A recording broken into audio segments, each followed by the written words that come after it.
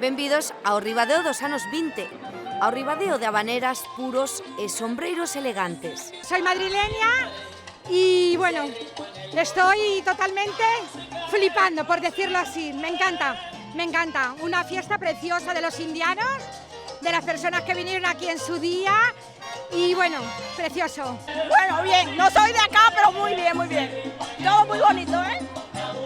Aos tempos nos que se regresaban cos petos cheos de facer as Américas. Non sabíamos nin ler nin escribir, aquí o que faltaban era escolas. Mandaron cartos para que houbera luz eléctrica, mandaron cartos para os hospitais, para os pobres, porque aquí éramos moi pobres na época. Es muy bien recreada, porque la gente va muy auténtica vestida, pero que muy auténtica. Mira, enseñaros todo detallitos, entonces complementa todos los detalles. Entonces lo fuimos pensando durante el año. Lo poco que íbamos encontrando, que teníamos idea, pues lo íbamos comprando y después, claro, mucho trabajo. A Vila Mariñá inunda de branco as rúas e prazas da vila para lembrar como eran os vellos tempos indianos. Unha homenaxe aos que trouxeron a modernidade nas súas roupas e complementos. Yo soy cubano de verdad. Quizá el sombrero era de guano. Y esto es un Panamá.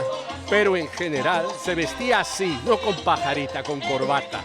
Esa corbata que llamaba la atención con los colores. Ropa blanca, así en tonos crudos, claritos y sobre todo por el calor, era por eso, debido al calor. Con sombreros siempre, para sobre todo las mujeres sombrillas, para no ponerse morenas y tener la tez pálida y estar más hermosa, supongo, en ese momento. Pues es que llevamos años veraneando en esta zona y entonces nos llamó la atención el primer año que se hizo y desde entonces pues hemos intentado integrarnos y viendo a los que están alrededor, que son de aquí, pues bueno, vamos copiando un poquito y mejorando de año en año. Recordos para os que viñan con ideas innovadoras para o comercio.